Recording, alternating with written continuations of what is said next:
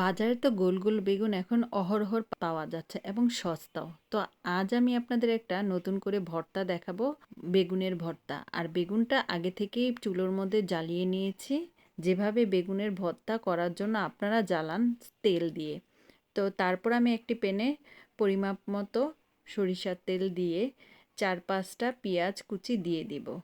পেঁয়াজটা যখন হালকা নরম হয়ে আসবে 3-4 কোয়া রসুন দিয়ে দিব।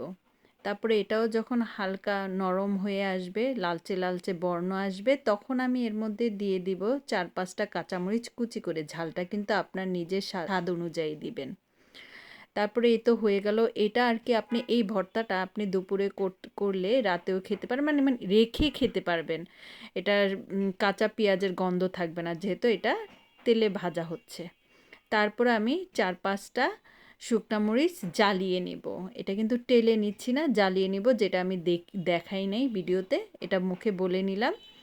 তারপর আপনি এই তো লবণ দিয়ে ভালো করে এটা চটকিয়ে এই ভাজা পেঁয়াজ, রসুন আর কাঁচামরিচের মিশ্রণটা ঢেলে দিবেন।